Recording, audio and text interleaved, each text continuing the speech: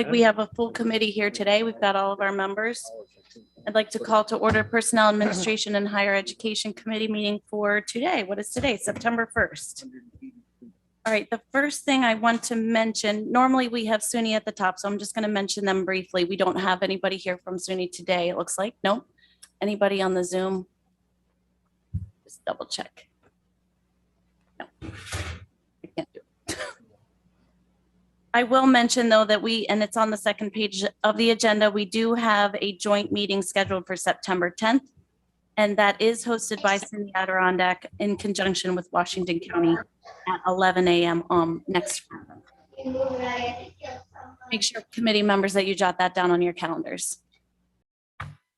And I would like to take a motion to approve the minutes of our prior committee meeting, please. Supervisor Driscoll, second by Supervisor Garrity.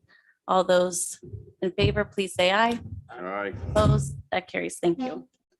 All right, we are going to do a little bit of juggling around on the agenda today. I hope everyone will be a little bit flexible with me. Our district attorney is here this morning. He has a little bit of time, so I'm going to take him first right away off the bat so you can discuss those items. Thank you, Jason. This was something that was raised at the Criminal Justice Committee. We had an ADA resign and move to a new opportunity. And so essentially what we're doing is looking to move our people that are in-house up one notch. Is this Jason Carson? That's what I thought. Finances with the administrator, and based on the chart we came up with, it looks like the actual county cost goes down around $5,000 annually based on the move. Some people, individuals can see increases, but the positions overall see decreases. So it's, I think, two positions are affected by this movement. So I know you've seen this and some of you've already heard it, so I just thought it'd be worthwhile to come up and see if there's any follow-up questions on that. Thank you, Mr. Carson. Does anybody have any questions for our DA on these particular, shifting around of the positions? This is, just so you are following along at home, it's agenda item 4A. I'm sorry, and B, correct? Yes, although I haven't seen this. Okay, well, there's the fourth assistant district attorney changing the salary effective September 20th, and then also the fifth assistant district attorney Right, so. changing salary effective September 20th. There- Yes, Yep, yeah, there should be some right there. yes, that's correct. That's correct. I confused this once already, so I'll try not to do it again. Where I got in the weeds last time was the person versus the position. The positions, some persons may see a change in their salary and yet the position didn't.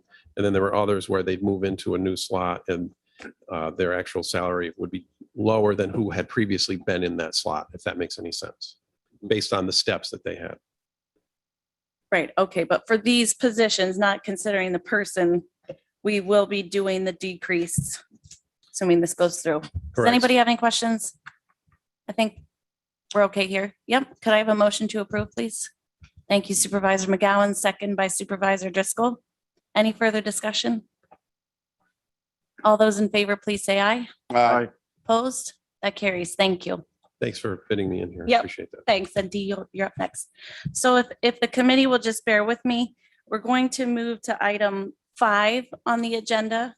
We do have our Director of Office of the Aging here to talk to us about 5B, which is the discussion regarding staffing at meal sites.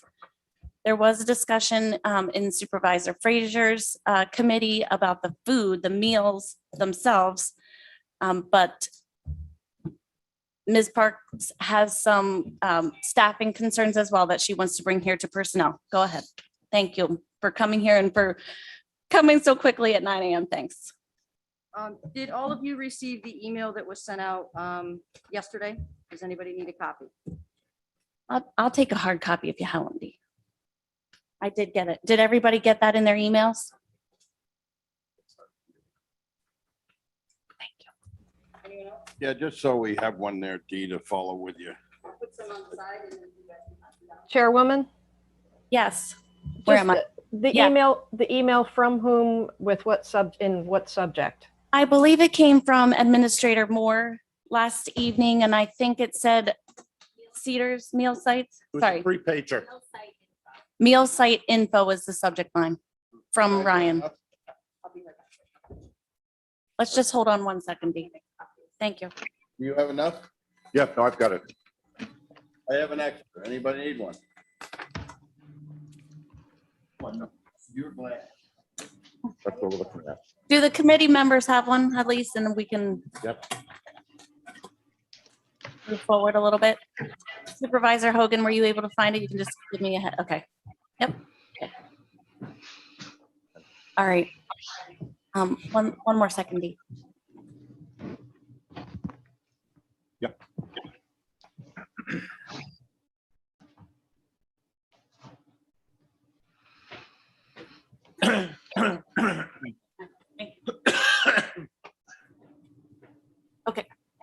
Okay, Dee, I think you're ready. Go ahead. We're ready. Thank you. Based on the decision to temporarily find a fix to our issues with the nutrition program, I was asked to come up with information based on, or information on our staffing, to see how that would be affected by that. And what I did is I came up with a list of all of the positions for Warren County that would be impacted by that, which is in these documents, a list of the past congregate meal site attendance for 2019 and the very beginning of 2020. For all of the meal sites, so it gives you the average number of clients that attended each day for the month. On the third page is the annual rent, utilities cost per meal site for the 2019, average for 2019 and 2020 for each meal site. It also indicates that the New York State Office for the Aging, the requirement to operate a congregate dine-in location is a minimum of 3 hours per meal. So basically you have to have the meal site open for 1 hour prior to the meal, the 1 hour of the meal, and then 1 hour after the meal. And then it states that we currently have the sites open 2 days a week, certain sites, and that would be Bolton, Johnsburg, and Lake Luzerne, due to the staffing or due to the concerns over COVID-19. And we wanted to open the meal site slowly to make sure that we didn't have any increases in the numbers. So we would be reaching out to Warren County Public Health to increase the number of days that were open before we did any changes. So I just wanted to give you the information and let you determine if you wanted to make any changes to the staffing at the meal sites for Warren County only. Okay, that brings up a good point, Dee. Can you, thank you so much for working on the food issue. I know that's been really difficult. Julie, I see you're here too. Thank you for everybody who's been pulling together to find a solution while we're having this basically a nationwide food shortage, right? So we're dealing with that, and I appreciate everything that you've done to find a solution. Yep. So the issue now is how we are managing the congregate meal sites. And can you just back us up a little bit? You mentioned about Warren County only, because I had forgotten that we also manage Hamilton, right? Is that correct? Can you just give the committee members some oversight on that about the personnel? Yes. Thank you. So as far as the decision that we made on Monday to put a resolution to the board to enter into the contract with Mom's Meals, that does include Hamilton County. But Hamilton County is trying to see if there is a way that they can keep their meal site operation, the nutrition program as it stands. We have a meeting this afternoon to speak with them to see if there's any possible way. One of the main issues with the current bid is that it does not include the wells, which includes Lake Pleasant and then the Long Lake meal site. So it's kind of very difficult for them. But they're trying to see if there's any possible way that they can fix that. So that's why this proposal or the information I'm giving to you today is just for Warren County. We're not including any changes for Hamilton County, or any changes that you guys would make today would not include Hamilton County at all. Okay, let me open it up to discussion, and then I'm going to come back to you, Dee, if there are questions. Go ahead, Supervisor Conover. Yeah, Dee, if I remember the committee meeting, the discussion was that you were going to investigate as to whether the larger congregate sites could continue under the proposed low bidder contract, that there might need to be some discussion or negotiation relative to that. And that the smaller sites that where the numbers are really, really low, that perhaps we could transition in a way, perhaps do a pop-up kind of program here and there. And maybe if you could kind of, in other words, it was kind of I guess you could say a bifurcated approach, if you will, in terms of trying to get the meals to people, and at the same time to try to support the congregate sites that have invested so much in maintaining those sites, and how important that is to those people. So maybe if you could kind of, do you have an update on that? I'm still currently trying to work with Mom's Meals to determine whether or not we can provide, or they can provide the meals to the congregate dine-in setting. Unfortunately, the past week has just been a whirlwind trying to get initially our Warrensburg and Chestertown locations switched over, because that had to happen immediately. Because as of Tuesday, we had absolutely no staff for that location. Then trying to do my budget meeting, and then everything else that we normally have to do day to day. So we haven't gotten the actual solution to that, or the answer to that, but it is something I reached out to them about. They are aware of, and they're trying to see on their end if they can do, and then it's a matter of us contacting with them and trying to figure it out. That's great.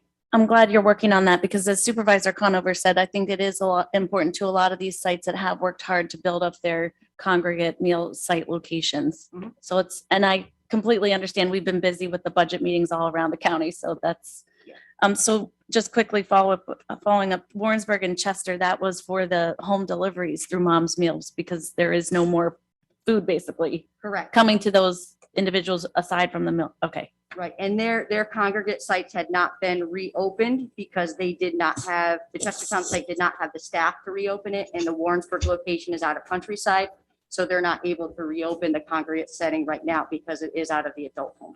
Okay. What about the Queensberry site? Is that open or no? That site is not open, no, because we don't have the staffing there to open up that site yet. Okay. Further comments from the committee, then I'll come back to Ryan, then I'll open it up to others. Supervisor Hogan, did you want to speak? Thank you. Thanks for the opportunity. Dee, we all understand that you're under some really serious restrictions in terms of supply chain issues and staffing issues, and certainly those staffing issues are something that are felt across the nation right now. Everywhere you go, people are restricted in their hours of operation because of staffing. And I want you to know that you're not alone in trying to solve these problems, that the towns are here to support you. And I just asked this committee to consider delaying any decisions in terms of staffing until the towns have the opportunity to more fully engage. The Luzerne, Johnsburg, the Cedar site, you can see from the information you got, those numbers are pretty robust, and our seniors rely on that programming. According to Feeding America, seniors that are in rural areas are more profoundly impacted by food insecurity than in cities. But overall, including cities, 1 in 14 seniors experiences food insecurity. We're meeting those needs through these programs. Those needs didn't go away because of the pandemic. Those needs probably intensified because of the pandemic.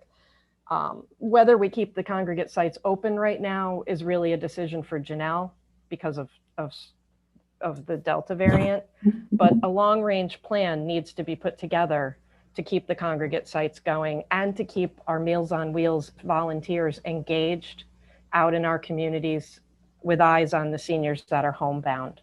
So, I understand that we need to do this now, but it's a Band-Aid. And I'm hoping the committee will not take any action in terms of staffing until we have figured out a longer range plan. Thanks. Thank you for that, Supervisor Hogan. But before I come to you, Supervisor Beatty, I do want to give Ryan the floor because he had his hand up a moment ago. Oh, thanks. I just had a question. The second point on the third page refers to the extent that you're able to have the congregate sites open with the staffing challenges, that it's been 2 days a week. And the front page there refers to the hours per week that all of these individuals are working. So what is what is the current picture on the ground in terms of what are these individuals doing now? Now now that we've had to make this shift. So for most of the sites, we have not actually shifted over to Mom's Meals. What we did is last week or the week before, we were able to place one final order with US Foods. So we encouraged them to order as much as they possibly could that we could safely store at the facilities or at the meal sites. So that we were hoping we could continue to produce our current menu until at least mid-September, if not the end of September. So that's what we're hoping to be able to do. So all of the meal sites are current and all the staff are currently functioning as they have been prior to any kind of changes. So the only site, like I said, that has transitioned over was the Warrensburg site. And that was because we had absolutely no staff. So everybody is currently doing their jobs as they were. When we do transition them over to Mom's Meals, there will not be any work for them to do, with the exception of the people that come in for the congregate setting, the dine-in meal, and that's if we're able to get it from Mom's Meals. When that happens, they will be able to do some paperwork, operate or do the actual meal itself. And then we could utilize them to make some phone calls to the seniors. However, unfortunately, I don't think it's enough to give them all of the hours that they currently have, to fill all of the hours that they currently have. So that would be the issue. Okay, Ryan. That was my follow-up is as we cycle down to the end of our products, the goal is to work with Mom's Meals to operate these congregate sites to the extent that we can. So in terms of what these schedules will look like a month from now, that's all a work in progress as we see how the Mom's Meals option works out. Yes. And we certainly can come up with activities for these people to do to the extent that they're reporting to work. But what exactly they're doing and how many hours a day it takes is to be determined based on experience. Is that accurate? True. Okay.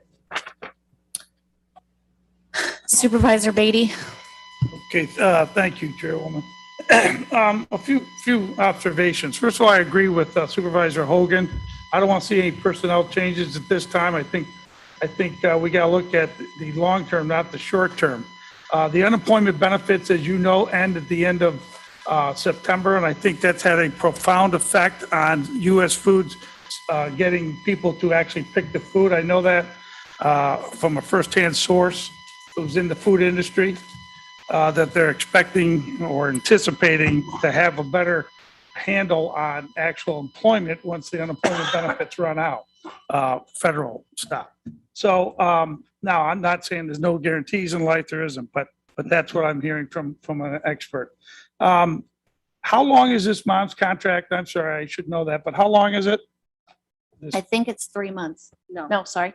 The Mom's contract is for 1 year, but there is an option, a clause that we can get out of it with either 30 days or 60 days. I asked for it to be extended to 60 days so that if for some reason Mom's Meals could not provide the meals, we were not put in this predicament again. We had a little bit of time to find a solution.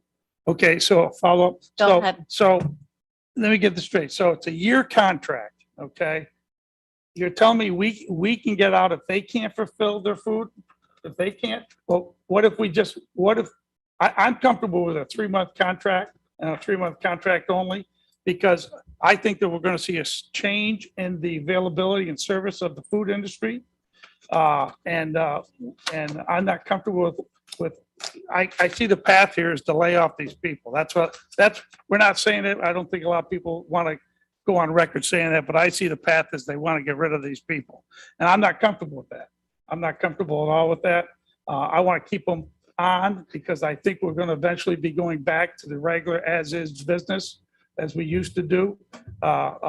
So I would be in support of a 3-month contract with no personnel changes and finding things for them to do until that 3-month, and then we reevaluate after 3 months. That's what I would support. So thank you. Thank you. I would like to go to Supervisor Conover and come right back to you. Yeah, just a point of information for some of the supervisors now in Luzerne. the cook is a municipal employee, is that correct? By the town, yes. Yes, so Hold on. I just want. Okay, go ahead. So- Finish your comment. I do have something for that. So that becomes, I guess what I'm asking is within the process is, given their program, is there a way to work with them, maybe consider options that maybe we couldn't consider at other congregate sites? You see what I'm saying? In other words, that if they were prepared to assume certain responsibilities, let's say, as an example, that perhaps we could accommodate that, right? In other words, that. So it would seem to me that, at least as it relates, I'm not as intimate with some of the other sites as I am Luzerne, but that I think that we need to maintain a dialogue, a continuing dialogue with Luzerne relative to what they think they can achieve at that site going forward. I will say, I like Supervisor Hogan said, I think there are some options to work with the town. I see your hand up, Supervisor Hogan. And I want to say specifically with respect to Lake Luzerne, I have been in touch with the acting town supervisor there, and I believe there is someone here from Lake Luzerne on the Zoom. If you want to speak, I will recognize you. You're going to have to unmute, and then I will come back to you, Ryan. I'm Barb Mitchell from the Lake Luzerne Senior Center, and I have spoken with I'm the program director here, and we've had Office of the Aging renting our facility and providing meals for 11 years.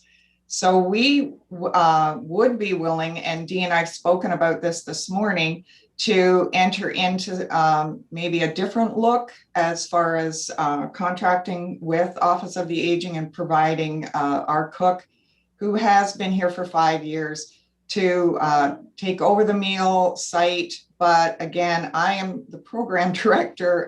Both of our supervisor and deputy supervisor are not available for health reasons, so I'm wanting to just reach out. Dee and I've worked closely together, and we both want to see our site remain open as far as meals coming in. Our program has been successful because of Office of the Aging. That's great to hear. Thank you very much. Ryan? Yeah, I wanted to address the point about layoffs because we're already having trouble keeping these employees. There is no plan to lay off employees. If employees are watching this meeting or members of the media are watching this meeting, I don't want to make a problem that we're having with retention worse by stating that there's a plan to lay off employees. That's not the plan. What we're trying to do here, first and foremost, is provide meals for clients and try to figure our way out of a difficult situation in order to do that. And what we've said on the staffing is that this is a work in progress and we need to see how it works. We need to see how we can repurpose staff. But the intention here is not to lay employees off. One thing I would like to do, if the committee is not inclined to take any action today, would be to have ask Dee to update the staffing chart with whether or not these positions are filled currently with staff. If it doesn't say vacant after it. Oh, I'm it means sorry. that it's filled. Okay. Oh, good. Chairwoman, Yes. Supervisor Hogan? I just want to reiterate that the towns are here to engage in finding solutions. And I honestly don't feel that we have been as engaged as we should be.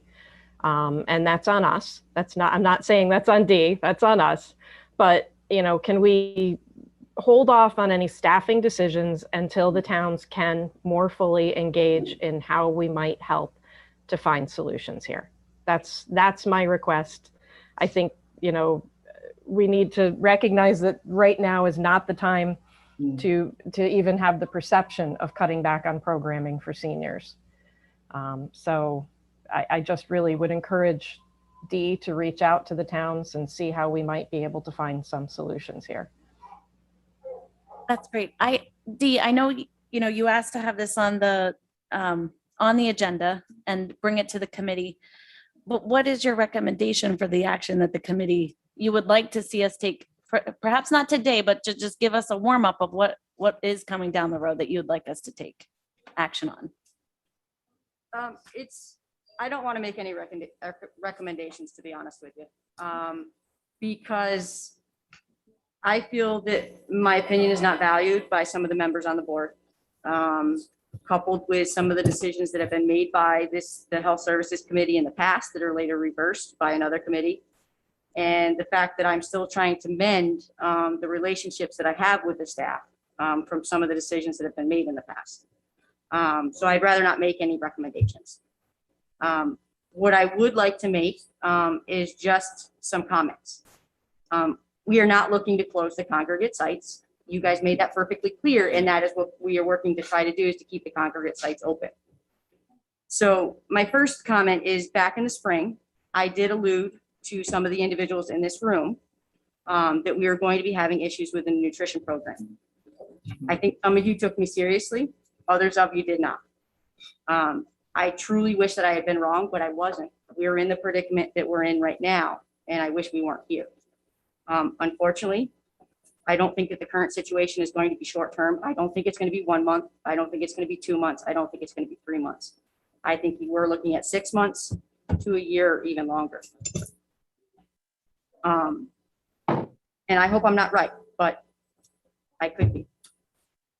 My second comment, that if there are any changes that are going to be made to the staffing, I think it would be in the best interest of the staff to make that now instead of continuing to delay that. I know when I was at Countryside, we were in constant fear that the facility was going to be closed, we were going to lose our jobs, and that the residents were going to lose their homes. And that was not a comfortable situation for anyone. I can't speak for the staff, but I don't think that they're happy with the way that things are right now. We're getting phone calls on a regular basis because they don't know what's going on. We called them all back in July when we were first made aware of the vendor not being able to deliver our food items. And since then, it's been a constant worry of theirs. And we're not even able to give them updates because we don't know. And then my last comment is, again, if any changes are going to be made, my thought is it better to make them now when there are so many jobs out there than to make it later when our workforce our work market is just saturated with people looking for jobs. So those are just my recommendations, my thoughts. Again, I'm not making any suggestions. And that's because I need to be able to work with the individuals in these meal sites, and my relationship with them has been strained for the past 3 years because of what has happened in the past. I don't want to lay anybody off. I don't want that to happen. I absolutely don't. Thank you, Dee. I know it's a difficult struggle. You've been dealing with a lot, and we know that you're managing this problem with the food, which is certainly difficult. Ryan? I'd just like to add a point to that. During COVID, these employees performed so well. There was a challenging time to be in the field that they're in, doing what they're doing. And the staff came together and got the job done and kept everybody safe. And we should be proud of that. We should acknowledge that our meal site staff rose to the occasion. Mm-hmm. Absolutely. And the other thing that I want to say quickly is that I thought, perhaps reflecting on what was going to come up today, that we had some sort of just a policy conflict between what the Board of Supervisors were wanting and what maybe you were wanting for your department. But when you tell us that you're comfortable with keeping the congregate sites open and that you don't want any layoffs of your staff, I don't see that we have a policy disagreement. I don't think that anyone here is ready to lay off existing staff, unless I'm wrong. But I think that we're on the same page from a big level policy perspective. We just have to figure out how to make it work going forward. Supervisor Garrity? I'm not on the committee that handles that, but I was at the meeting the other day, and I think we agreed that the towns, if the towns would step up and find the sites were lacking help, everybody was okay with that. The main concern I heard out of the meeting is delivering meals to the seniors. And I thought we came up with a plan. I thought Office of Aging had a plan where the meals would be delivered to the seniors. The contractor didn't want to, I don't think he wanted to drop them off at the sites, but Dee was going to try to work with the contractor to have them still leave them at the site and do congregate sites where they could staff them. So I don't think we're at odds, Dee, but I mean, I think that's the way we left it. I think that's the way the committee left it. You had a charge to get a contract with somebody. So the meals would start going to the seniors. It sounds like that's what you've done. So, you know, the rest of it will have to fall in place, and it is kind of up to the town supervisors. So that's the way I left it. I don't know if anybody else was there, had a different. Supervisor Frazier, are you willing to say anything about the committee? And where we, Well, I thought that was how we left the Right. meeting last time, was exactly what Mr. Garrity is saying, but it just seems like this whole thing like ends up spiraling out of control. We come up with a plan, and if you're not happy with the plan, then everybody jumps and says, we should do this or do that, but it kind of, Dee's in a position where she can only do so much, and I guess I'm as frustrated as she is at this point. That's all I'm gonna say. Supervisor Driscoll had his hand up. Thank you, Chairwoman. Certainly, staffing is at the forefront of this discussion, but I still have to remind people, I don't have to remind people that our COVID numbers are still in the high teens. No promise that those numbers are going to go down in upcoming months. So that also has to be part of the equation as we look at staffing and we look at keeping sites open and finding individuals to do home deliveries. I think it all has to be discussed at the same time. Thanks. Thank you. Supervisor McGowan. Then I will take public comment. Thank you, Chairman. I find it very disheartening that our director feels this way. And it bothers me that our whole department works so hard to do this. And she comes up with a plan, and for somehow we supervisors get involved, and it creates a conflict in what she's trying to do. And I would like to remind everybody that, you know, I don't think that's correct that we interfere with our directors. I know we are supposed to oversee everything being supervisors, but when it makes someone's job very difficult or adds more stress, I find that concerning, and I would like to, you know, find out more about that. But I don't want to let anybody go either. I think we need to go through them. My main thing is definitely Supervisor Gary said it and confirmed by Supervisor Frazier. The main thing was to get the meals out to our people and get that moving, which Dee has said we have done. If we can get some meals delivered, even if they have to come to the town offices for mail, depending on what time, you know, mail comes to that particular town, and then they're picked up and brought to the sites. You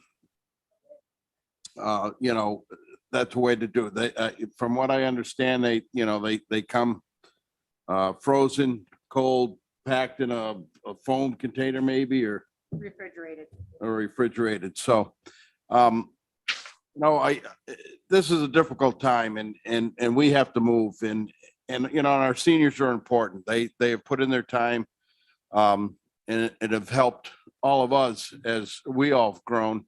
And now it's time that we take care of and help them. So there's nothing I want to change that.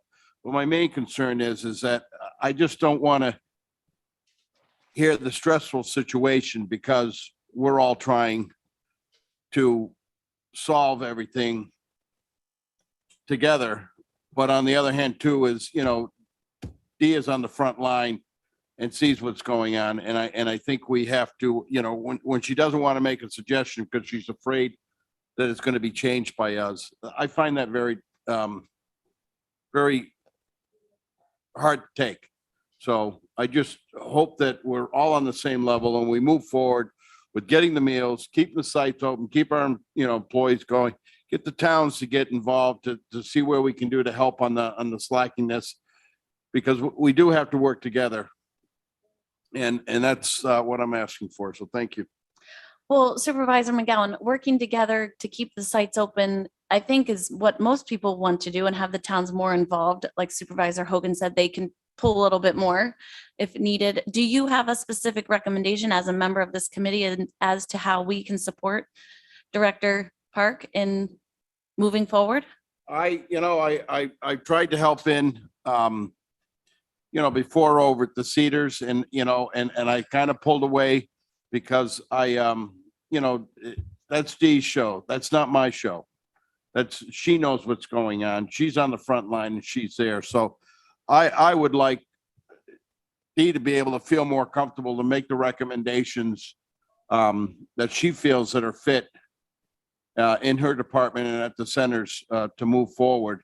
And I feel that we should stand behind her.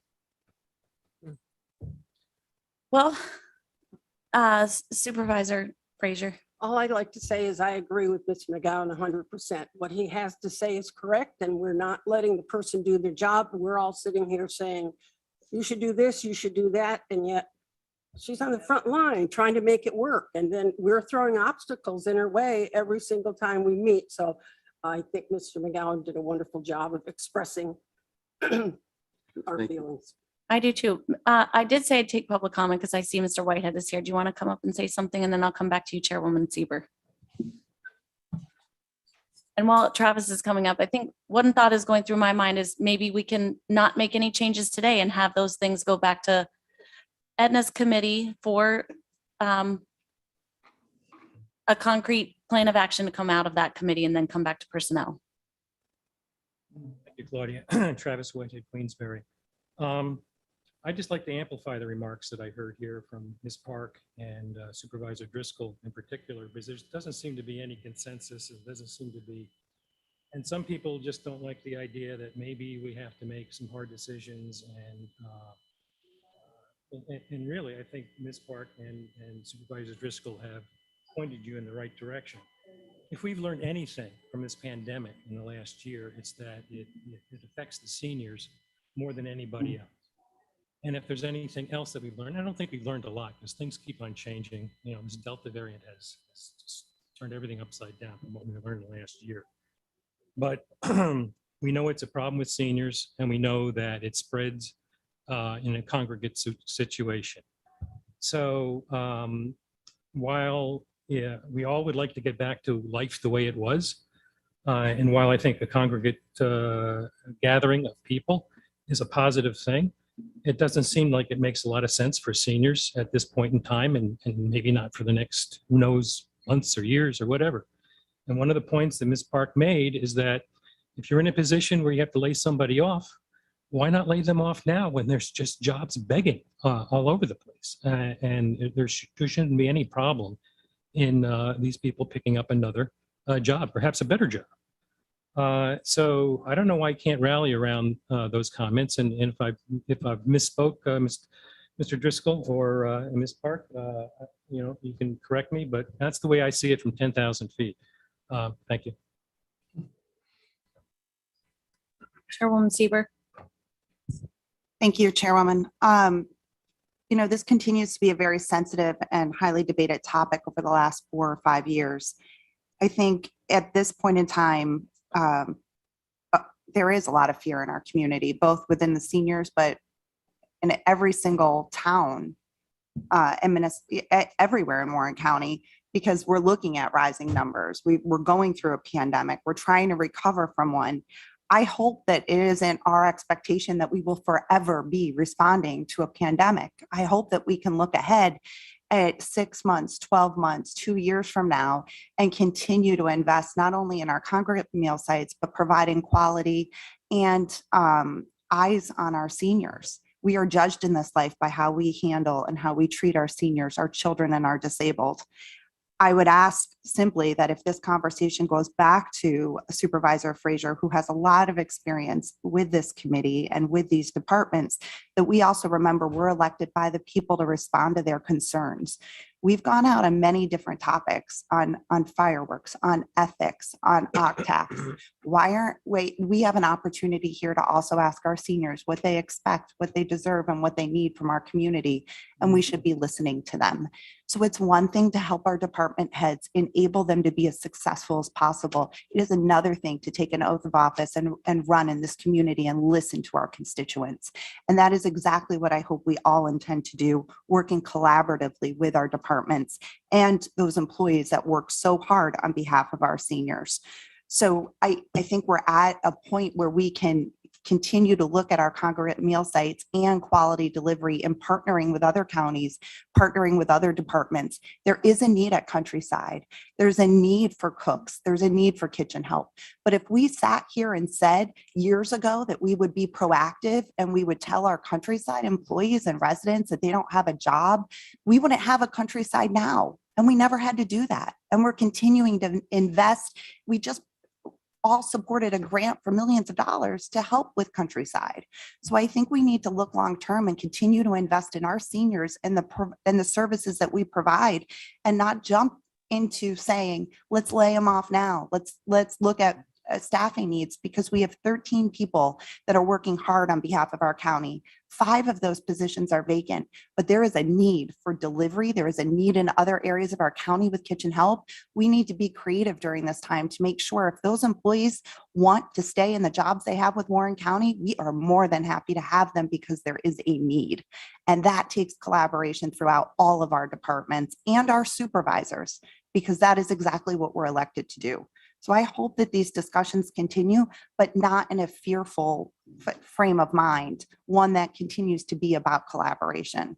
And if it does go back respectively to another committee to have an ongoing dialogue, I think we need to really take a deep dive into these positions and how we can repurpose, multi-use, and continue to provide quality services to all of our seniors and those that are homebound. And I would appreciate that consideration without moving forward to make any type of changes long-term. And we did sign that contract with Mom's Meals back in May. And there were a few things that we had to get settled to get that going, but Warrensburg is receiving those meals right now. I'm looking forward to hearing from Warrensburg on how that is going, and working with Luzerne to the best of our ability to continue providing that quality, and with all of our meal sites, particularly in Glens Falls. So I appreciate the collaboration. Thank you so much.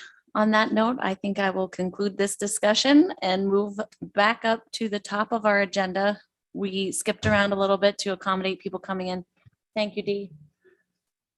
And we'll go back up to item number 1, which is HR. Jackie. Actually, it looks like we're going to go to Ryan first. This is the discussion about our employee benefits renewal for next year, which is open enrollment starts in October, but the new plan won't start until December. So it does seem like we need to take action today in order to have our benefits lined up for the renewal to start next month. Ryan, are you ready for this? Yes, ma'am. Normally, we would have someone from Yeager and Flynn here, but they are all have other engagements. They weren't able to make the meeting. So Ryan has been tapped to give us our presentation. And you should have received some materials yesterday in your emails. If you haven't, committee members, raise your hand and we'll get you hard copies. All right, Ryan, you're up. Thank you, Chair. As the chairwoman said, the reason we bring this to the September board meeting is because we have a policy year for our health insurance that begins December 1st.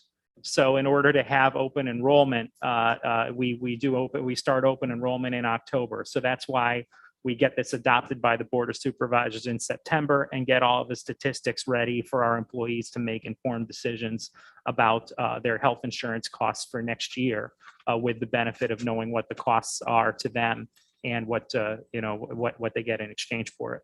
So there are no plan design changes. Those would have to be negotiated through the unions, and we did not do any major plan design changes. What we're talking about is essentially what we need to budget for next year.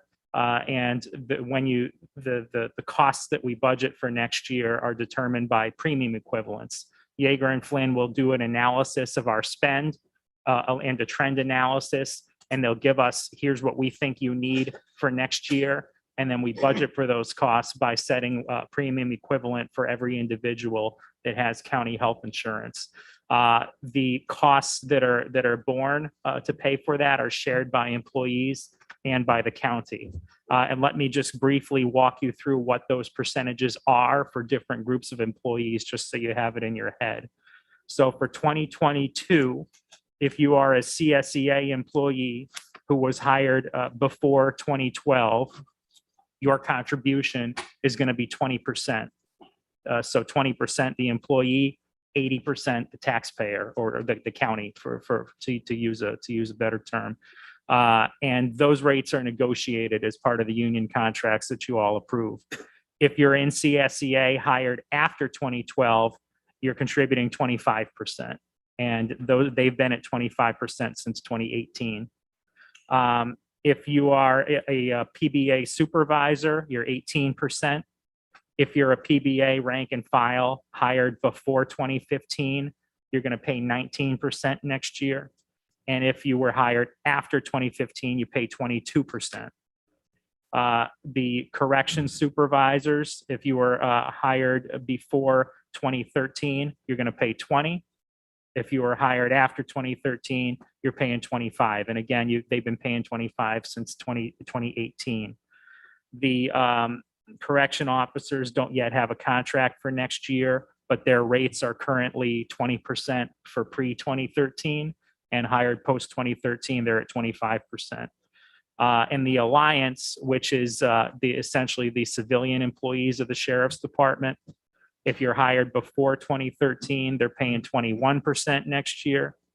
And if they're hired after 2013, they're paying 25%. And they've been at 25% for a couple of years. Non-union people, the non-union people traditionally go with how we're handling CSEA. That's actually an item on your agenda for later in this group under HR. That's item 1E. But the non-union people, those hired after 2012 are already paying 25%. Those hired before 2012 are currently at 18%, and we'll address that under 1E. So those are all the employee shares right now, and that's going to track back to, in your packet, under item 1A, there's a page that looks like this. It's maybe a little bit small. It's an Excel printout that shows you what the per month costs are for employees that are in different. We did it at 18%, 20%, and 25%. So you can see the per month costs for each plan that we have. So that's the first piece. Here's what happens. I explained to you how the budgeting works. You have your county share that goes into the county budget. You have your employee share, that's a payroll deduction. So every time employees get paid, that payroll deduction goes into our health insurance reserve. And likewise, it gets reduced out of the budgeted amounts in the county budget. So if you're an 80-20, your 20% comes out of your paycheck, goes into our reserve, and the 80% that's part of your departmental budget comes out of the budget, goes into the reserve.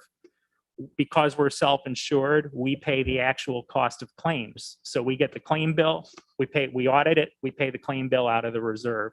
At the end of the year, if we've had a good year, the accruals will be sufficient to pay the claims. If we've had a bad year where we've had unexpected spikes in costs, you're going to draw down the reserve. Right now, the reserve has between $7 million and $7.5 million in it. And every year we look at that at the end of the year and say, how did we do? The past couple of years, we've over accrued by a little bit, $100,000, $200,000. So we've added that amount into the reserve. So when we're making the determination on what the premium equivalents are going to be, it's important to have all of that in our heads so that we're not setting them too low and doing catastrophic damage to that reserve, but we're also not setting them too high and building up a reserve that's already fairly healthy. So those are the decision point elements in here, and that's how it works. what we've looked at, we being the health insurance working group that meets quarterly with Yeager and Flynn to go over all of this stuff. What we, This year, that was me, Supervisor Garrity, Supervisor Thomas, Chairwoman Sieber. Yeah. And others. what we've looked at for next year are two scenarios. Those are represented on the very first attachment that's in your packet behind the agenda. We've looked at a scenario where we increase premium equivalence by 2%. And we've looked at a scenario where we increase premium equivalence by 3%. Both of those scenarios are deficit spending situations where the projection we have from Yeager and Flynn is going to be higher than what we would put into the reserve using a 2% escalator or a 3% escalator. Again, that's in recognition of the fact that we have between $7 and $7.5 million in that reserve, and we can stand to draw down that reserve a bit. We don't want to draw it down too much because you got to keep in mind there's medical inflation. These costs increase every year. So if you build in, if you reduce what's going into the reserve by, let's say a half, if we're under by $500,000, that $500,000 hits us this year, next year, the following year, the following year, the following year, plus whatever the medical inflation is. So you have to be very careful not to cut it down too much because what you're doing is you're building in deficit spending against that reserve. We can afford that right now, but we don't want to get the reserve too low. What we want to avoid is a situation where the reserve is depleted, the costs are going to go up 10%. So you're gonna whack everybody with a massive increase in 1 year in those premium equivalents. What we try to do is balance it out so it's predictable and it's affordable to both the county that's paying more of these costs and the employees that are paying lesser percentage of these costs. Any questions so far on any of these concepts? Okay. So those are the scenarios we have. And we've also looked at our stop loss. So the county has two different types of stop loss insurance. The first is it deals with individual cases. Our pooling point is $115,000. What that means is that if an individual's medical claims in a calendar year exceed $115,000, the stop loss will kick in and cover the overage. There are some cases where the exceeding $115,000 is very predictable based on individuals' serious medical conditions. Those people are lasered by the health insurance company. That means that the $115,000 limit doesn't apply to them, and they get a higher individual limit set to them. It's nothing that is done differently in Warren County than any place else. That's something that the industry does. What you have to protect ourselves against that is the concept of aggregate stop loss. If in any calendar year our total healthcare spend exceeds 125% of budget, then the aggregate stop loss kicks in. That's what protects our reserve in a catastrophic year. So if you're spending $11 million overall in health insurance, and the aggregate stop loss is going to be 125%. Let me quickly do the math and tell you what that is, times 0.25. You're going to get to a point where if you've overspent the budget by $2.7 million, the aggregate stop loss is going to kick in, and that's the impact on your reserve for that year. So if you have, and that's why it's important to be cognizant that we do have a balance in the reserve, because if you have a couple of disastrous years in a row, that $7 million goes away really quickly. So we've looked at not the aggregate stop loss, but the individual stop loss. We've looked at keeping it at 115,000, and we've looked at moving the pooling point up to 150,000. Our subgroup would recommend that we move that pooling point up to 150,000. The reason is when we're looking at the renewal and you're costing it out at keeping it at 115,000, the premium for the stop loss goes up. If we're going to move it to 150,000, it'll go slightly down. So what we're paying in 2021 for the stop loss, slight decrease into 2022. And based on our experience with the number of individuals who exceed that pooling point, We think that we're at a break-even level where we can do that. We can save on premium costs going into next year, and we're not going to eat it away based on additional individuals exceeding basically our break-even point is 8. If we have more than 8 individuals who the spend goes over 115,000, then it wouldn't make sense to increase the deductible. But we think it's a fairly safe thing to do. It's less of an impact on the reserve next year to save that in premium. And that's the name of the game, is making sure that the reserve is adequate and that the reserve provides some predictability for what the premium equivalents and the annual cost increases are each year for the taxpayers and for the employees. Any questions on that so far? One of the things I'll say is that Treasurer Swan was in the working group too, and I see him on Zoom. If you want to say something, Mike, I'll call on you. And then I'll come to you, Supervisor Leggett. Hold on, Mike, you unmuted and then remuted. Hopefully what you can speak to is the stop loss. Can you hear me now? Yes. Okay, sorry about that. The stop loss, we decided, and I'm a strong advocate of this, and I actually wanted to go a little higher, but I think the 150 is a good place to be. When we started with doing our own healthcare, we started with this very low just to get some data to see where our planned people would be. And we started actually around 100,000, I believe it was the first year. And we've gradually moved this up. Every time we move that figure up, we save a little bit on the insurance premium that we have to pay for the stop loss. But it is, and it does help us in the long run. I think it's a good plan and it's a good place to be.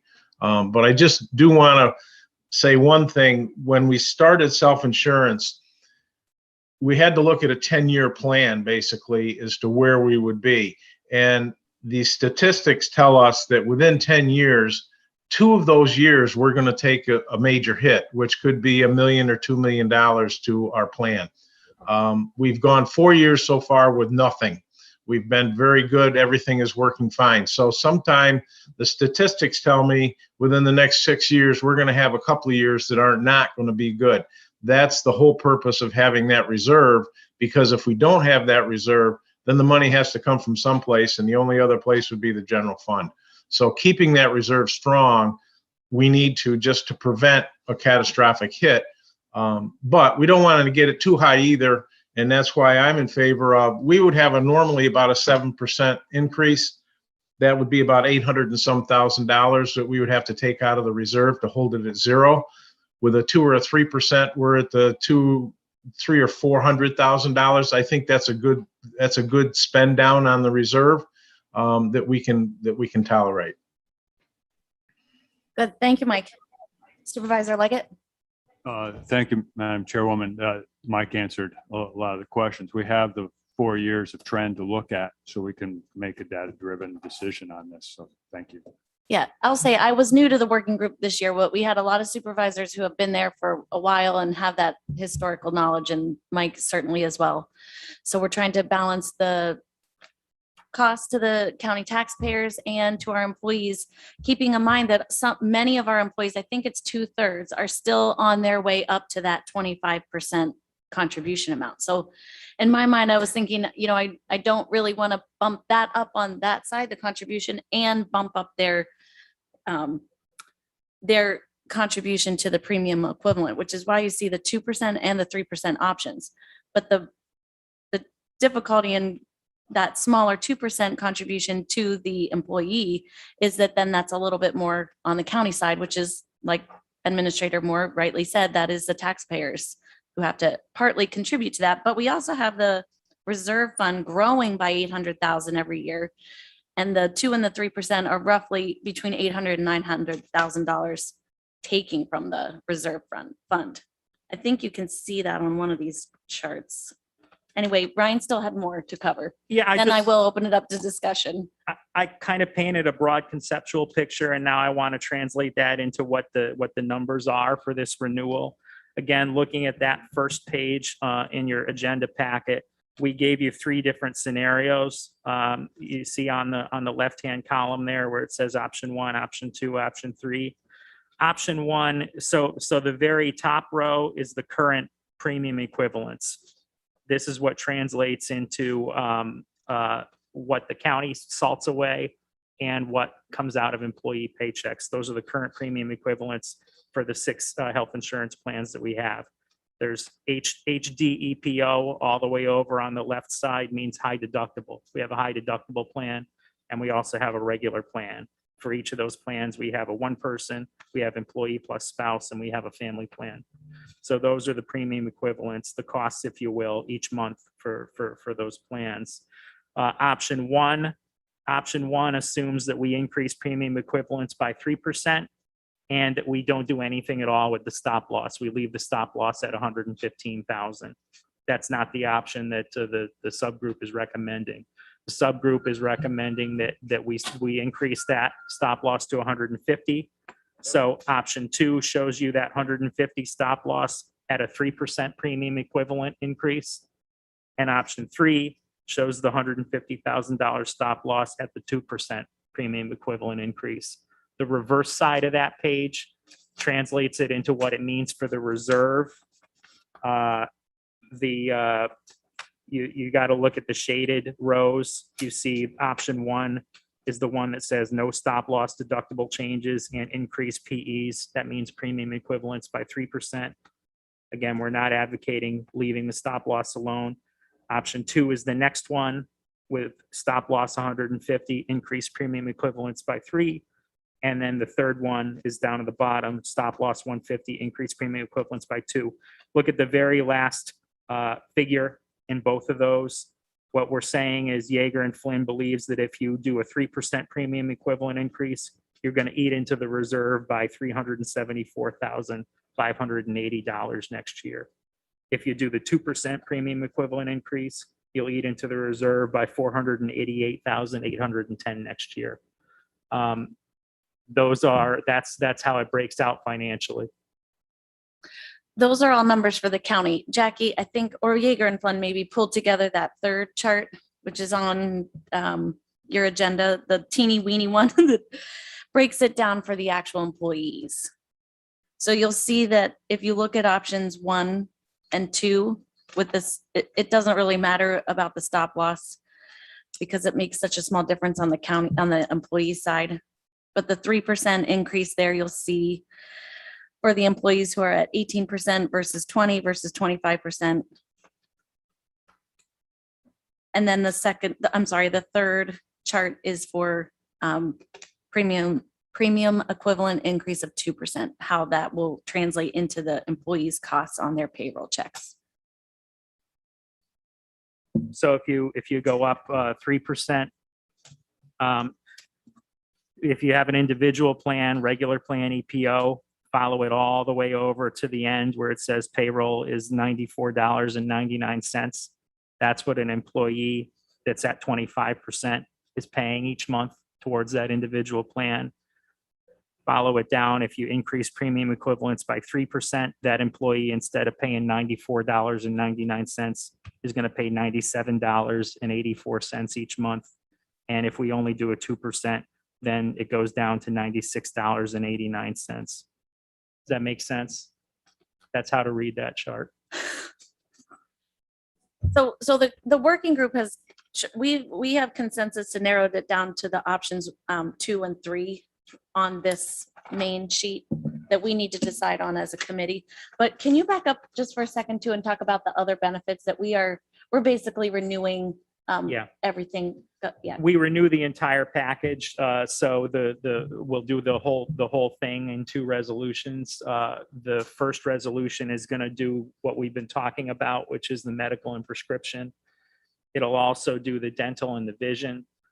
There's no premium changes for the dental and the vision policies that we currently have. We're doing very well with those. We want to add an option for employees to opt into additional vision benefit. Is it vision or dental? Vision, right? Vision. Additional vision benefits at their option. It'll cost them a little bit more, but they'll get a little bit more for it. That'll be for anybody that gets county health insurance if you want to do it. And also the voluntary benefits that we have, accident insurance, life insurance, those sorts of things through Guardian, those premium equivalents are all going to stay the same. We have like 1 penny to deal with rounding errors. Those would be the only changes there, just to make the processing on the administrative side a little bit easier. That's the first resolution. The second resolution is for Humana, our Medicare Advantage. And the Humana is going up, but that was expected because last year we benefited from a COVID-related break on those costs. And Jackie did say that was very clearly articulated, communicated to all of our retirees that, you know, they were going to see a break last year, but it was only a one-time thing. So they should be prepared. But what we are hearing, and Jackie, correct me if I'm wrong, most people are really happy with the Humana plan. So I'm happy to hear that for our retirees, that they really enjoy that program. And let me give you a sense of how much it's going up. It's not going up by that much. The current premium equivalent for that is $165.03.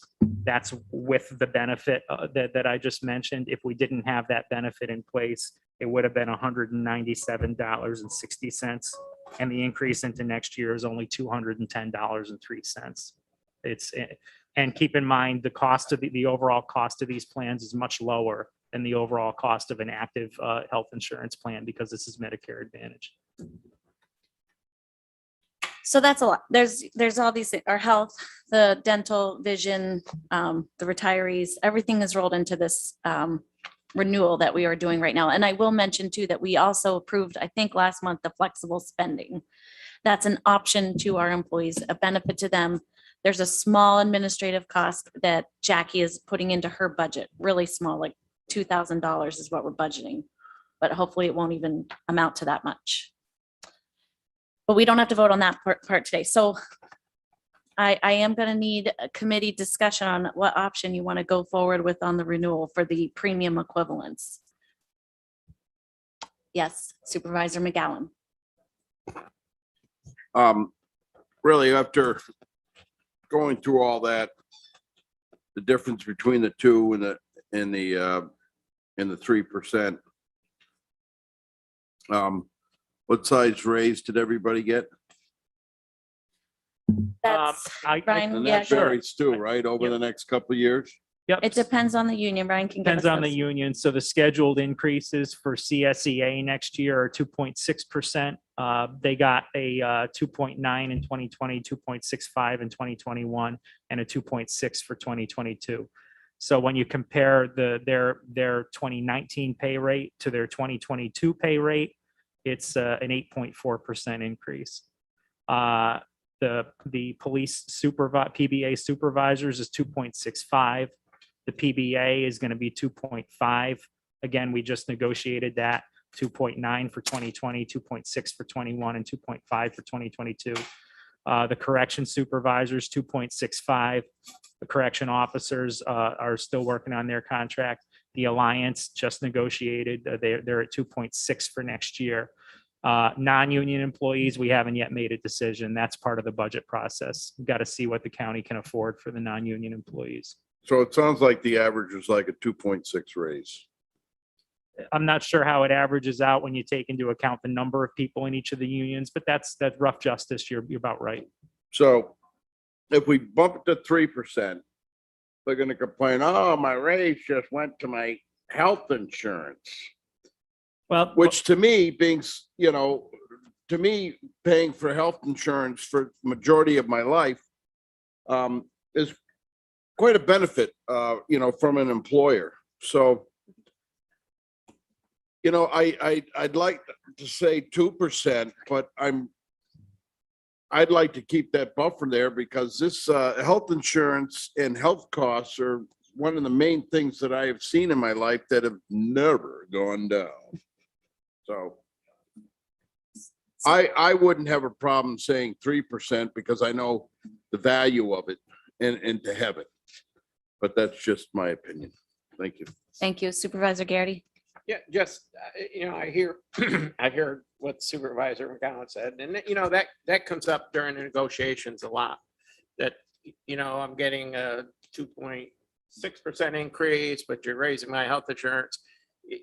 We're really not consuming the amount of raise that the person gets in their paycheck, and it's not all going to health insurance. So that you hear that a lot, and it's an argument that, we have to, it can be complicated, but it's always explained out. So I think 3% is the way to go. The other thing I remind everybody, which I reminded the committee, is The working group.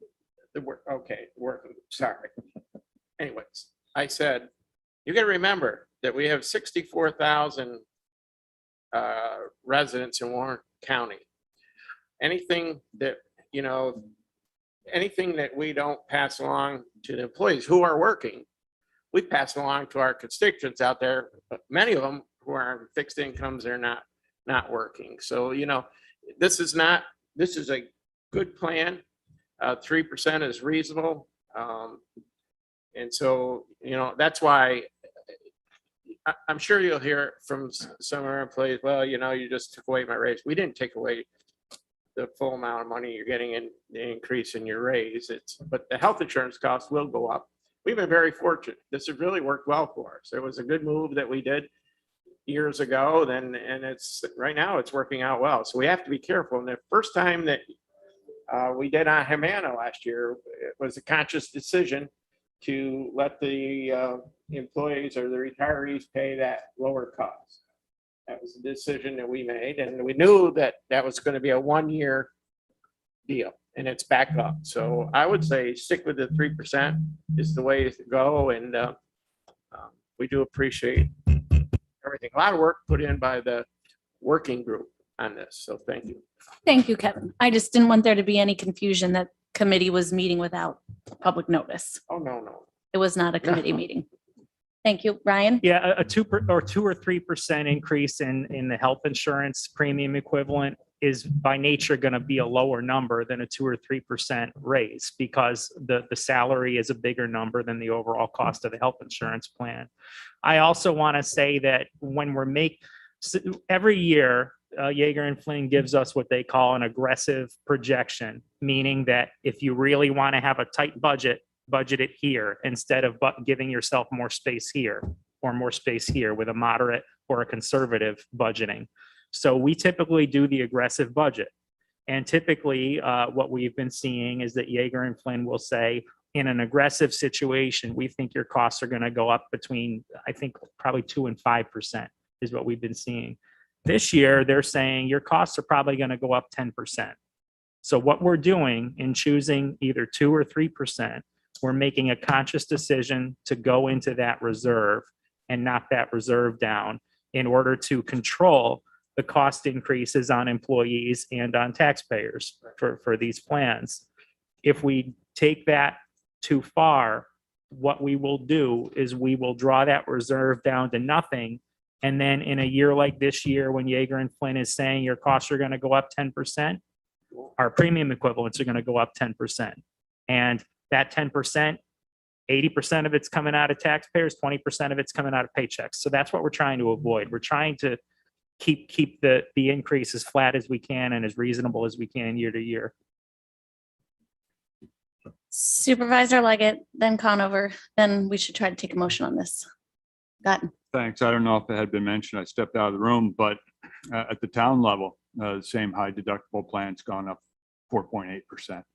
And we are following suit with the county of trying to get it onto a percentage basis for our employees, up 20%. Others are on fixed. So they're going to be absorbing that 4.8%. 3% is the county has had a lot of foresight in doing the self-funding. We're protecting everybody and what they've done. This has been a really good decision throughout the years that it's taken to do this. Thank you. Supervisor Conover. Yeah, I mean, I can support the recommendation of group, but I'm a little concerned, as I'm sure the group was as well. I mean, we are going to the fund balance for almost 400,000, 374, was that the number, $374,000.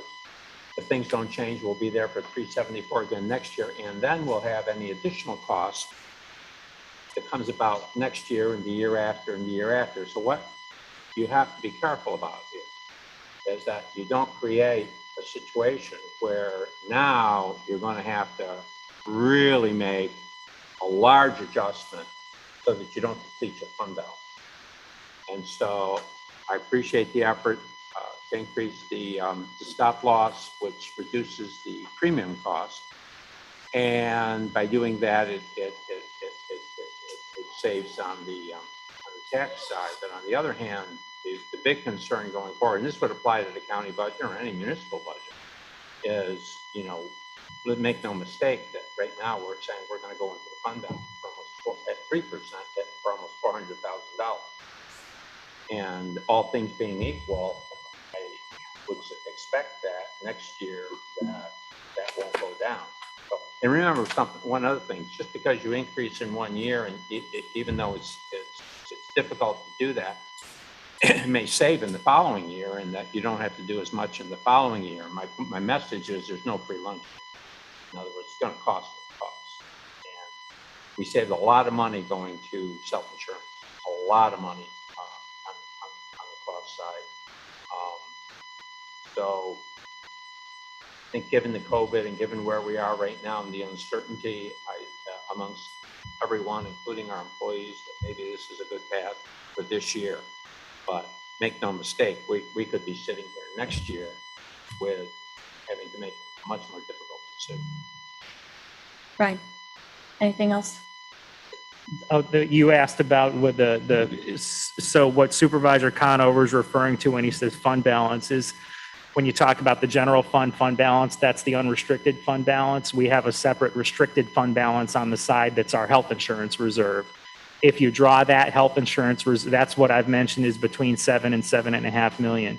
If you draw that health insurance reserve down to zero, now you have to, as I mentioned, you have to pay for increased health insurance costs by jacking up the premium equivalents. And as Mike Swan, Treasurer Swan mentioned, if at the end of the year, whatever you salted away is not enough, and there's additional medical expenses, now we're coming to the Board of Supervisors for a resolution appropriating out of the fund balance, the general fund balance. Yes, thank you. And I think that the working group did take that very carefully into consideration. And so a middle ground here is this option number 2, which is the 150,000 stop loss and the 3% increase to the premium equivalent. Is anyone on the committee willing to make that a motion? I will make a motion. So to renew all of our health insurance under option 2. Is anything further needed with respect to a resolution on a renewal? Jackie, we're looking at you.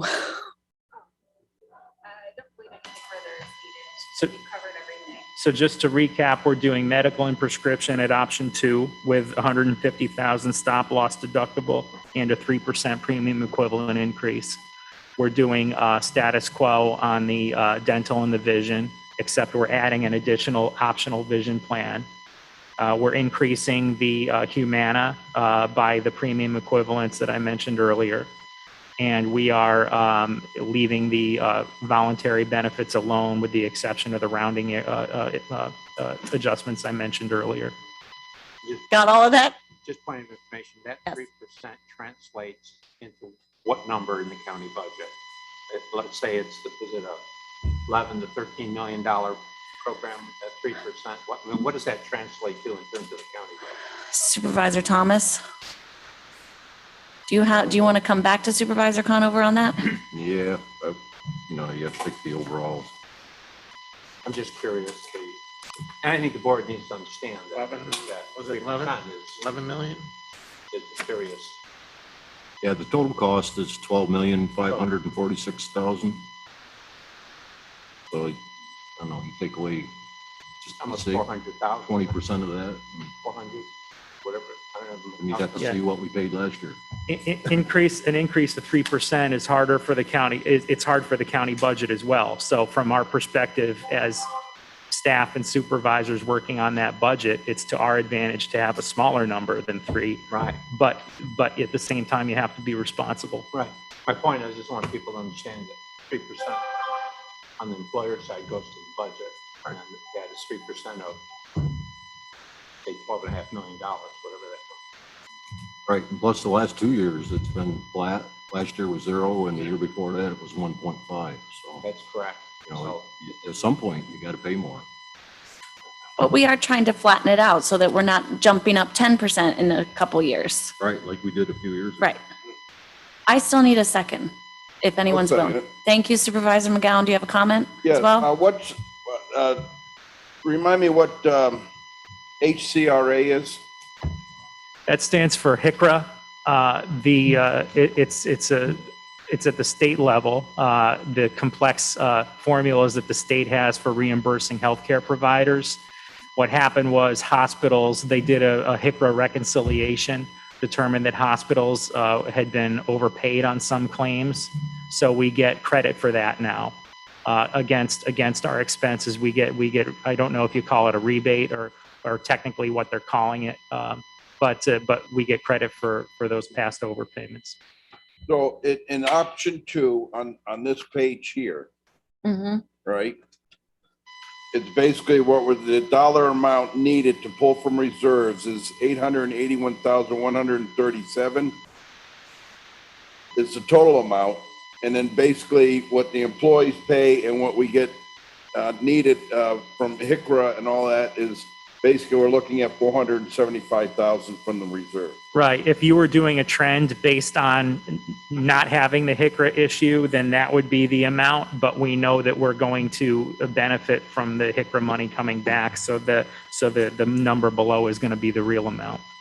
So that's HICRA and what the employees are putting in, right? You take that off of that 881,000. What it's saying is that at the end of the day, the costs that we have, they're going to be that much less based on the HICRA piece. And then so the new delta, the new net cost that you have after the HICRA is accounted for. That's what's going to be the hit on the reserve. So Supervisor Conover asks, so we don't have the figure he needs right now. No, I think it's 12.5 million. It's almost $400,000. Okay. All right, are we, any further discussion? I do have a motion and a second, Supervisor Conover. Just to the point that $400,000, as that is a part of the structured budget, and that next year the issue continues, fund balance, then it's going to be that much more of an issue.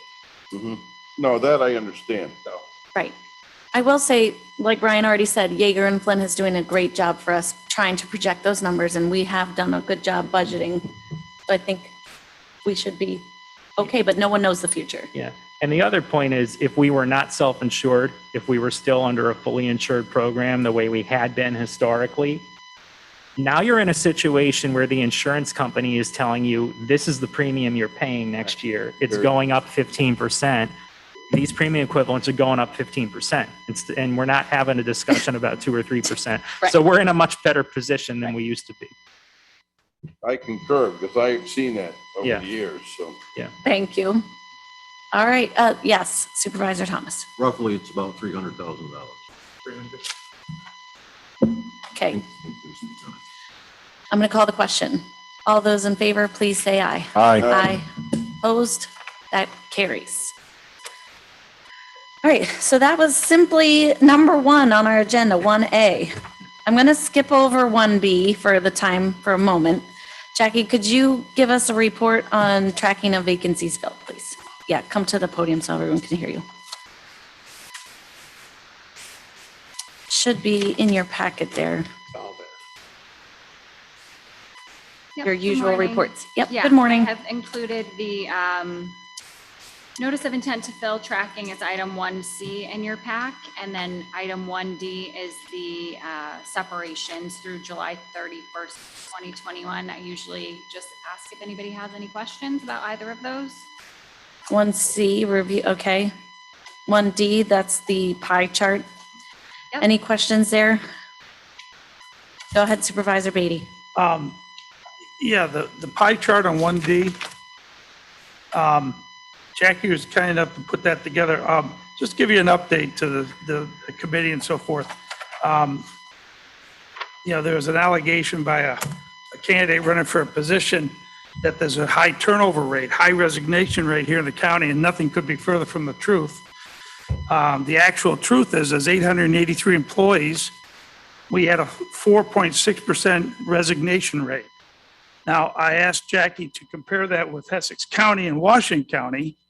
We're over 34% lower than Washington County's resignation rate. And so, and we're lower than Essex County's resignation rate. So for anybody to make an outlandish allegation that people are running away and leaving this county is totally false, as the numbers bear that out. So I just wanted to point that out, that numbers mean something, facts mean something, and I wanted to point that out. Thank you. Thank you. I will say too, Jackie has been doing these reports for us for some time now. It has been prior to my time as personnel chair. So if anyone wants historical data, you can ask her to go back a little ways, and she can do that fairly easily. I'm hoping I'm not stepping on your toes too badly to No, say I that's can- available. I forgot how long I've been doing them. Ryan had to remind me. I don't know. Time is flying, I guess. So Time I have flies when them you're having for, fun. Month by month for all of 2020 and for this year. Okay, so good, thank you. Okay, we need to do the update to the out of unit employee benefit policy. Just quick question, Chairman. Oh, boy, yes. Go ahead, Supervisor McGowan, then Just a everyone quick- else turn to quick, 1E. Just a quick breakdown on the reason for vacancies. N, Hold on, let me get there. It's a new position. all right, new position. All right. PR, promotion, Yes, RT retired. yes. That the only ones we have? RS is resign. RS. All right, resign. And then O, Is, I believe, we just have other, it's other. people who have been removed. Okay, cool. That's I it. believe. Sorry. Carry on. Yep. Anything else on that? Okay, so if you'll turn to 1E in your packets, because these are specific changes to our out of unit employee benefit policy. So this, Jackie has made these revisions in track changes. You can see them. It's not great on the black and white version, but I hope that you can look at them. Jackie, can you give us, just run through the major ones? Sure. This policy is basically the document that we use for anybody who is not part of a bargaining unit. For all of the people in a bargaining unit, we look to the union contract for the rules that outline time off and different policies. So this is the equivalent document for those of us who are not in any union. Traditionally and historically, the out of unit employees follow the CSEA contract. It's our largest bargaining group, and I think maybe it's always been that way. It's been that way since I've been at Warren County. So every time we settle a new CSEA contract, we have to update this set of policies to go along with it. So all of the changes that you see in this policy draft are updated language to match the new CSEA contract. There are a couple deletions where the sheriff's office has updated last year all of their time off policies and adopted all of their policies. So I struck through some things that spoke only to the sheriff's office because they're covered separately. And then there was a piece about a mileage reimbursement that's covered under our travel policy, which is updated annually as well. Other than those, we made editorial changes to remove gender-specific language. There was a lot of his, her, that we just changed to there for the employee. And that was per New York State guidance, just trying to bring the language of our policies into 2021. So Well, that, you reminded me that there was a meeting that Supervisor Leggett and Supervisor Hogan had to try to see if there were areas where we could update our policies to make them more gender neutral and cover things like, instead of your daughter or your son, just say child.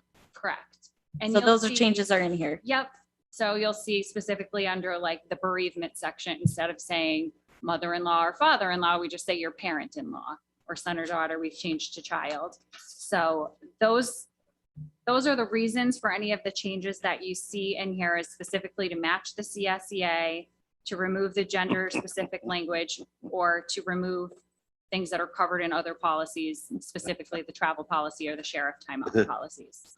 And then, did you get to the health insurance? Did you Well, say- that's to match the CSEA. Okay, so I'm gonna call it out though. Section 8 is where we are updating the union employees to bring them up to, I know you guys will fix me if I'm wrong though, 22% by just commencing December 1st, 2023.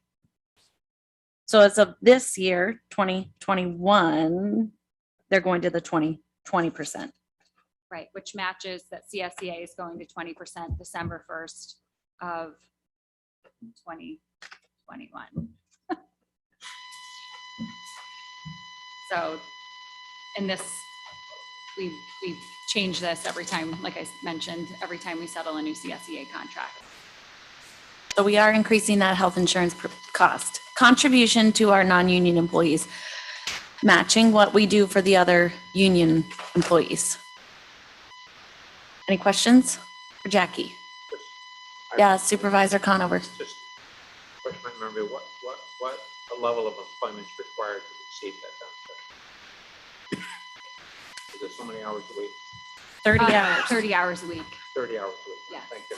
Supervisor Garrity. Yeah, it's going to 20% on December 1st, 2022, correct? No? No, here.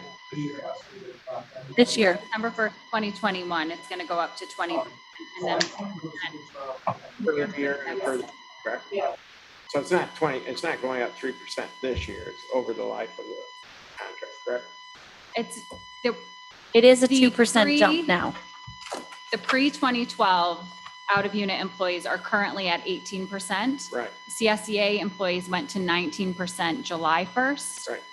We didn't We make didn't do that. this, yeah, we didn't take this action. So we're bypassing, kind of jumping over the 19% and going and matching CSEA at 20% for December 1st of this year. Okay, thank you. Yep. Okay. Want a motion? Yes, please. I'll make the motion. Thank you, Supervisor Garrity. Could I have a second, Supervisor Driscoll? Any further discussion on the policy changes? I'll call the question. All those in favor, please say aye. Aye. Opposed? That carries. Okay, before we leave that particular topic, I just want to make a comment that, you know, I was on the negotiating committee this year for all those union contracts and on the working group on the health insurance side. And I continue to hear this idea that we are going to stop increasing the employee contributions once we get everyone to 25%. There isn't any written policy about that or even a board resolution, but I wanted to put that out there on the record that that is what the indication has been from the supervisors. You're shaking your head. No, Supervisor Conover? I've never heard, for myself, I've never been involved or heard any discussion that talked about increasing beyond 25%. I'm not saying that it's never taken place, I'm saying I've never heard a discussion in that regard. Supervisor Garrity? Yeah. Back in 2012, when we started increasing health insurances up, you know, we looked around the private sector at the time, they were moving up to 25%. So one of my discussions at the time with the former negotiators, and I would said, you know, I'd like to, you know, if we could get to 25%, which we were trying to do, and we reached it with some, that I would be comfortable with 25%. And so I steadfastly believe 25% should be our plateau. And that's why, from where I sit and having negotiated a lot of these contracts, even though we will go in on occasion and look at the 25% and raise it 26%, I think it's a good plateau we should try to reach. And, you know, we have discussions about pay, some of the lower paying jobs and 25%. So that's coming mainly from what my discussion are with the working groups and how I feel about the negotiations. You know, it could change. I may not be here to look at it in the future. It could change, but I think 25% that we get from the county employees is fair and reasonable. And I don't know what they're doing out in the private sector anymore. So, but that a lot of that comes from me. You know, that's the way I feel about it. But it could change, and it's up to the board. It is up to the board, and we could stop increasing as well. Supervisor Conover. Yeah, the importance of that is that it makes them partners with us in finding the best and most affordable healthcare. But make no mistake, the cost of healthcare translates directly into salary because it's all part of one benefit package. So it's not, again, it's not that it's totally separate and distinct. It does translate over onto the salary side. But what's important to me, I think, is our employees being in partnership with us. I mean, there was a time when we were looking at over double-digit increases in healthcare annually. And that's what moved us to self-insurance and making some of the decisions that we made. And I think by their having part of the cost structure, I think it helps make them partners with us. Thank you. Supervisor Driscoll. Thank you, Chairwoman. Just a quick point. As a not-for-profit supervisor for many years, when I've had this discussion with employees, I've often pointed out the coverage, the benefits and options that are available through their health insurance coverage. Certainly offset the additional cost of premiums, and I tell them that's very important. When you get that bill from the doctor's office, if you've got good coverage, you're going to be paying less out of your own pocket. So certainly we want to manage our monies well, but I think that the county does a pretty nice job of taking care of its employees with the options that we have available to them. I agree. We do take a good job watching out for employees and watching out for the county taxpayers in our budget. All right, so that is that discussion, not on your agenda, but I do want to mention, we have received several applications for the ethics board to make sure that we've got a full board and a full complement of alternatives. We are going to be interviewing those individuals. I would like, if anyone from the committee is willing to participate in those interviews, please let me know. Anyone willing to volunteer for that fun job at this point? Supervisor Driscoll, thank you so much. Okay, next, moving on to the county attorney. What I'm trying to do is just keep together our executive discussion. I'm going to have that next as soon as we get through Robert's letter C request. And also, Robert, could you speak to where you are with the census numbers and updating the weighted vote for the county? So just if you can do C and talk about the census, and then we'll go into executive session, please. Make sure you use your mic. Thank you. Okay, letter C is a request for transferring funds from contingent to the budget code in the county attorney's office for an item of furniture. It's a desk for Amy Turcott, the confidential secretary to the county attorney. She has a large desk, like an L shape, actually like a U-shaped, almost L-shaped desk. And part of it, there's a, like those cubicle kind of pieces to it. It's coming apart. We've glued it back together a bit over time.